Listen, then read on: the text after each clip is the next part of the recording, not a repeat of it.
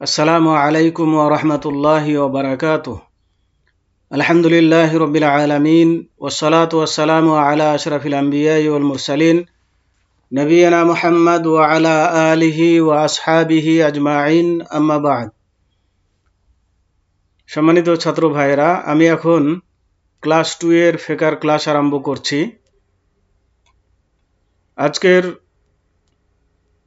ক্লাসের শুরু হচ্ছে নফল নামাজ থেকে। প্রথমে নফল নামাজের ফজিলত এই মর্মে হাদিস বর্ণিত হয়েছে। আন আবি হুরায়রা রাদিয়াল্লাহু আনহু قال سمعت رسول الله صلى الله عليه وسلم يقول إن أول ما يحاسب به العبد يوم القيامة من عمله صلاته فإن صلحت فقد أفلح وأنجح وإن فسدت فقد خاب وخسر فإن انتقص من فريضته شيء قال الرب عز وجل انظروا هل لعبدي من تطوع فيكمل بها ما انتقص من الفريضة ثم يكون سائر عمله على ذلك। তিরমিজি শরীফের হাদিস।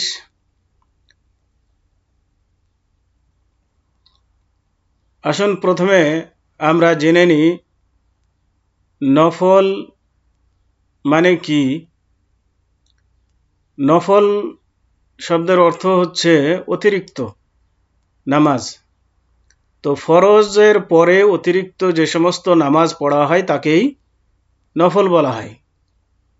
এর অন্য নাম হচ্ছে সুন্নাত।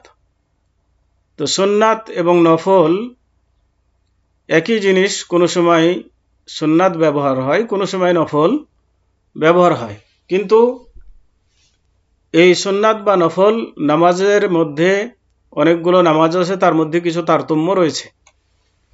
সওয়াবের ক্ষেত্রে, বিশেষত্বর ক্ষেত্রে, গুরুত্বের ক্ষেত্রে কিছু কম বেশি রয়েছে। এবং জায়গা এবং স্থান ও কাল বা পাত্র ভেদে বিভিন্ন নামে আখ্যায়িত করা হয়েছে। যাই হোক, সবগুলোকেই আপনি নফল বলতে পারেন বা সুন্নাত বলতে পারেন।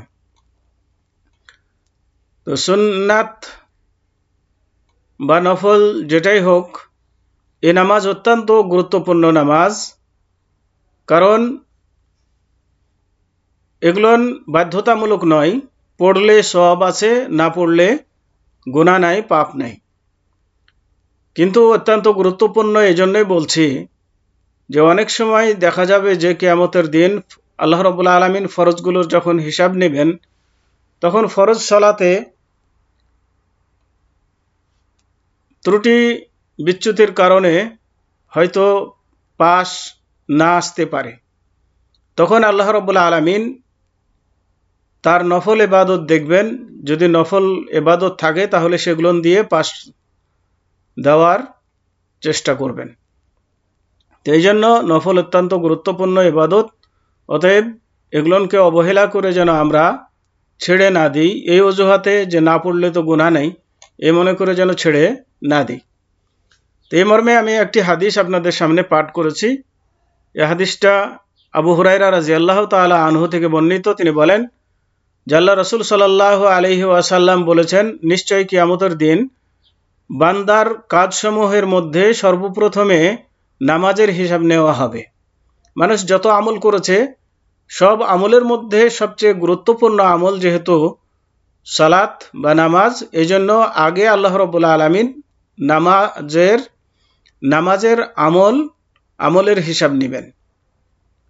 যদি নামাজ অকেজো হয়ে থাকে তবে সে ব্যর্থ ও বিপর্যস্ত হবে। আর যদি ফরজ নামাজের মধ্যে কিছুটা না, আর যদি নিয়মিতভাবে ঠিকমতো নামাজ পড়া হয়ে থাকে তাহলে সে মুক্তি পাবে এবং সফল কাম হবে। যদি ফরজ নামাজের মধ্যে কিছুটা ত্রুটি হয়ে থাকে যার দ্বারাতে সে পাশ করতে পারছে না, তবে মহান প্রভু পরাক্রমশালী আল্লাহ বলবেন, দেখো আমার বান্দার কোনো নফল নামাজ আছে কি না, থাকলে তা দিয়ে ফরজের এ ঘাটতি পূরণ করা হবে। অতঃপর তার অবশিষ্ট সমস্ত আমলের হিসাব ওইভাবে গৃহীত হবে। তাহলে এখান থেকে বোঝা গেল যে ফরজের ত্রুটি বিচ্যুতিগুলো নফল দ্বারা পূর্ণ করা হবে। এই জন্য নফল ইবাদত অত্যন্ত গুরুত্বের সাথে যেন আমরা আদায় করি, সেগুলোকে অবহেলা যেন না করি। এবার আসুন 5 ওয়াক্তের সুন্নাত নামাজের তালিকা। তাহলে 5 ওয়াক্ত নামাজের সাথে কিছু সুন্নাত নামাজ আছে যেগুলোকে সুনানে রাতিবা বলা হয়, মানে সব সময়ের নামাজ, যেগুলো সর্বদা আল্লাহ রাসূল সাল্লাল্লাহু আলাইহি সাল্লাম বাড়িতে থাকা অবস্থায় আদায় করতেন। তো এই নামাজগুলো অত্যন্ত গুরুত্বপূর্ণ। তো এই নামাজগুলো কোন নামাজের আগে পরে কত রাকাত সুন্নাত আদায় করতে হবে সেগুলো আমরা জেনে নিই এবং সেভাবে যেন আদায় করি। এখানে খেয়াল করুন যে এখানে পূর্বে, নামাজ, পরে এভাবে ছক করা হয়েছে।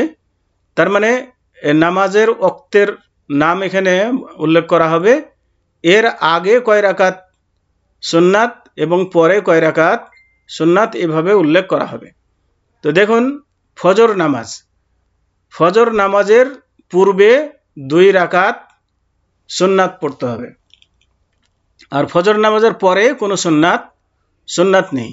এই সুন্নাতগুলো হালকা করে পড়া সুন্নাত। তো প্রথম রাকাতে সূরা ফাতিহার পরে সূরা কাফিরুন ও দ্বিতীয় রাকাতে সূরা ফাতিহার পরে ইখলাস পড়া সুন্নাত।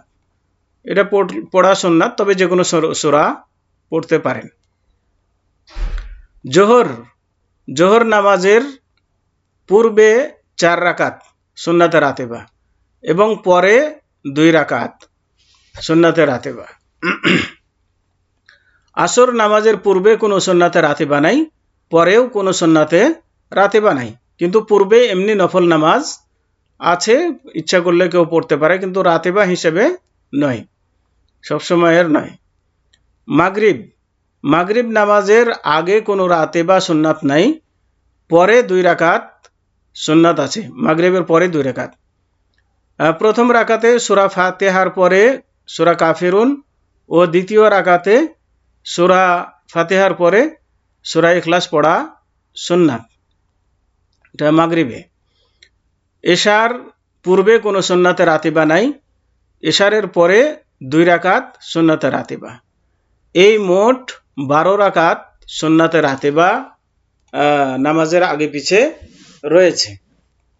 12 রাকাত অর্থাৎ ফজরের পূর্বে 2 রাকাত, জোহরের আগে 4 রাকাত এবং পরে 2 রাকাত 6 রাকাত, আর ফজরের পূর্বে 2 রাকাত 8 রাকাত, আর মাগরিবের পরে 2 রাকাত 10 রাকাত, এশারের পরে 2 রাকাত 12 রাকাত। এই 12 রাকাত সুন্নাতে রাতেবা রয়েছে। যে ব্যক্তি এই সুন্নাতগুলো আদায় করবে তার বিশেষ একটা ফজিলত বা গুরুত্ব রয়েছে, আর তা হচ্ছে এই যে আল্লাহ রাব্বুল আলামিন তার জন্য বেহেশতে একটি ঘর নির্মাণ করবে। যে ব্যক্তি এই 12 রাকাত দিনে রাতে সুন্নাতে রাতেবা পূর্ণ করবে, 12 রাকাত যদি সে পূর্ণ করতে পারে তাহলে তার জন্য সেই দিন বেহেশতে একটি ঘর নির্মিত হবে। তো যতদিন এভাবে সে পূর্ণ করে আদায় করবে 12 রাকাত, ততদিনই তার জন্য এক একটি করে বেহেশতে ঘর নির্মাণ হবে। তো আসুন আমরা এর প্রতি আগ্রহী হই এবং সে নামাজটি যেন আদায় করি। রাতের নামাজ ও বেতের। রাতের নামাজ ও বেতের রাতের নামাজের অন্তর্ভুক্ত। তো বেতের সাথে আর অন্যান্য নামাজও রাতে নামাজ আছে, সেগুলো আলোচনা। আন ইবনে উমারা রাদিয়াল্লাহু আনহুমা আন্না রাজুলান সাআলা রাসূলুল্লাহ সাল্লাল্লাহু আলাইহি ওয়াসাল্লাম আন সালাতিল লাইলি فقال رسول الله صلى الله عليه وسلم صلاة الليل مثنى مثنى ফাইদা খাশিয়া আহাদুকুমুস সুবহা সাল্লা রাকাতান ওয়াহিদাতান তুতিরু লাহু মা ক্বাদ সাল্লাহ। তার মানে আব্দুল্লাহ বিন উমর রাদিয়াল্লাহু আনহুমা থেকে বর্ণিত, তিনি বলেন যে রাসূলুল্লাহ সাল্লাল্লাহু আলাইহি ওয়াসাল্লামকে এক ব্যক্তি রাতের নামাজ সম্পর্কে জিজ্ঞাসা করেছিল। তখন রাসূলুল্লাহ সাল্লাল্লাহু আলাইহি ওয়াসাল্লাম তার জবাবে বলেছিলেন, রাতের নামাজ 2 রাকাত করে আদায় করবে।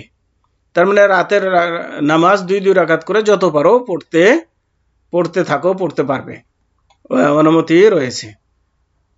তার মানে এখানে রাকাতের কোনো সংখ্যা উল্লেখ করেননি, যত ইচ্ছা 2 রাকাত করে পড়বে। কিন্তু যদি সকাল হয়ে যাওয়ার আশঙ্কা থাকে, তার মানে পড়তে পড়তে সকাল হয়ে যাওয়ার যদি ভয় থাকে, ফজর হয়ে যাওয়ার যদি আশঙ্কা থাকে, তাহলে পারে 1 রাকাত নামাজ পড়ে নিবে। এই 1 রাকাতের দ্বারা তার সমস্ত নামাজ বেতের পূর্ণ হয়ে যাবে, বেতেরে পরিণত হবে। তার মানে রাতের নামাজটা তখন বেতেরে পরিণত হয়ে যাবে। তো এখান থেকে বোঝা যাচ্ছে যে এগুলোকে বেতের নামাজও বলতে পারেন, আপনি রাতের নামাজও বলতে পারেন।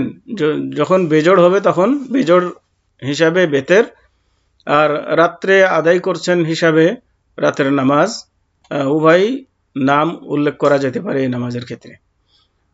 হাদিসটি সহিহ মুসলিম শরীফের হাদিস নম্বর 145/749 এবং বুখারী শরীফের হাদিস নম্বর 472।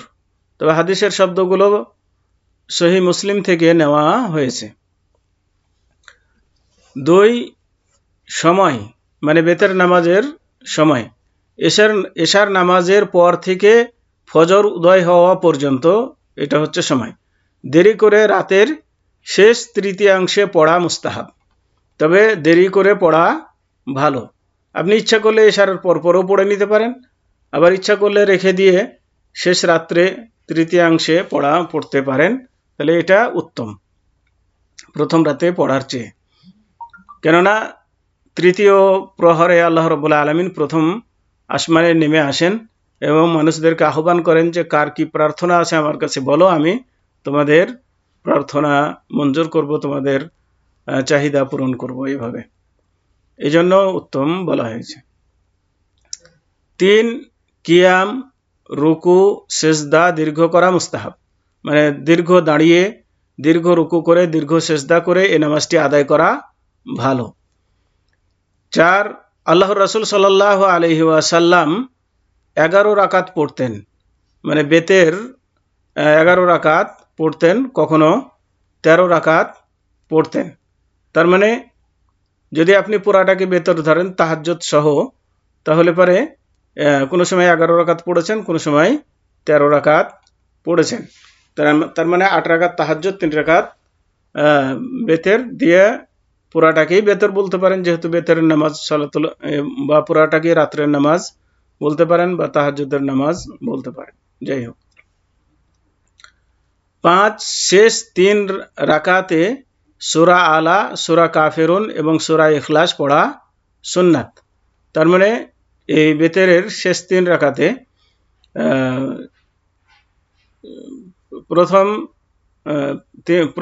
প্রথম রাকাতে সূরা আলা, দ্বিতীয় রাকাতে সূরা কাফিরুন, তৃতীয় রাকাতে সূরা ইখলাস, এভাবে পড়াটা সুন্নাত। এবার আসুন পূর্বাহ্নের বা চাস্তের নামাজ, অর্থাৎ দিনের প্রথম প্রহরের নামাজ। এই নামাজকে বলা হয় চাস্তের নামাজ বা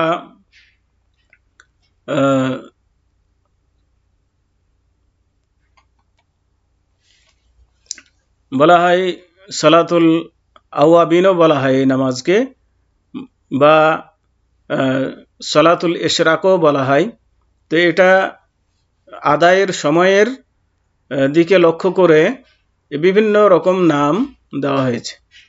চাস্তের নামাজে এটা কোনো আরবি শব্দ নয়, এটা ফার্সি শব্দ, সেই হিসাবে এটা ফার্সিতে এভাবে বলা হয়। বাংলাতে বলা হয় পূর্বাহ্নের নামাজ, আর আরবিতে বলা হয় ইশরাক বা আওয়াবিনের নামাজ। তো এই মর্মে হাদিস এসেছে, আনাবি হুরায়রা রাদিয়াল্লাহু আনহু قال আউসানি খলিলি সাল্লাল্লাহু আলাইহি ওয়াসাল্লাম বিসালাসিন সিয়ামু সালাসাতে আইয়ামিন মিন কুল্লি শাহরিন ওয়া রাকাতাই দুহা ওয়া আন উতিরা কাবলা আন আনামা। অর্থাৎ আবু হুরায়রা রাদিয়াল্লাহু তাআলা আনহু থেকে বর্ণিত, তিনি বলেন যে আল্লাহ রাসূল সাল্লাল্লাহু আলাইহি ওয়াসাল্লাম আমার সুহৃদ আল্লাহর রাসূল সাল্লাল্লাহু আলাইহি ওয়াসাল্লাম আমাকে 3টি কাজের ওসিয়ত বা উপদেশ করেছেন। তা হচ্ছে এই, প্রতি মাসে 3টি রোজা রাখার, তার মানে আইএমএ বীজ 13, 14, 15, ও পূর্বাহ্নের 2 রাকাত নামাজ পড়ার, তার মানে সালাতুজ জোহা চাস্তের নামাজ, এবং শুবার পূর্বে বেতের পড়ে নেবার এবং শোয়ার আগে বেতের পড়ে যেন শুই, এই নির্দেশ দিয়েছেন। তাহলে এখান থেকে বোঝা যায় যে এই নামাজগুলো একটু গুরুত্বপূর্ণ নামাজ, এগুলো না আদায় করা কর্তব্য, যেহেতু আবু হুরায়রাকে আল্লাহ রাসূল সাল্লাল্লাহু আলাইহি ওয়াসাল্লাম এই নামাজগুলোর নসিহত করেছিলেন, উপদেশ দিয়েছিলেন। সহিহ বুখারী হাদিস নাম্বার 1981 এবং সহিহ মুসলিম হাদিস নাম্বার 85/721। তবে হাদিসের শব্দগুলো সহিহ বুখারী থেকে নেওয়া হয়েছে। 2 সময়, এই নামাজের সময়, পূর্বাহ্নের নামাজের সময় কখন? সূর্য উদয়ের পর, সূর্য যখন উঠে যাবে তারপর, অর্থাৎ ফজরের আজানের প্রায় 2 ঘন্টা পর থেকে সূর্য হেলে পড়ার পূর্ব সময় পর্যন্ত, মানে সূর্য মাথার উপরে খাড়া হওয়ার আগ পর্যন্ত এটার সময়। এই সময়ের মধ্যে যে কোনো সময় এ নামাজটি আদায় করা যেতে পারে। 3, সর্বনিম্ন 2 রাকাত ও সর্বাধিক 8 রাকাত পড়বে। এই বিষয়ে অন্য উক্তিও আছে, অন্য উক্তি আছে বলতে আরো বেশিও কেউ যদি পড়তে পারে এরকম মত আছে। তবে বেশি সঠিক মত হচ্ছে যে নিম্নে 2 রাকাত এবং ঊর্ধ্বে 8 রাকাত। তো আসুন আজকে এ পর্যন্তই। ওয়াসাল্লাল্লাহু আলা নবিয়িনা মুহাম্মদ ওয়া আলা আলিহি ওয়া আসহাবিহি ওয়া বারিক ওয়া সাল্লাম। আসসালামু আলাইকুম ওয়া রাহমাতুল্লাহি ওয়া বারাকাতুহু।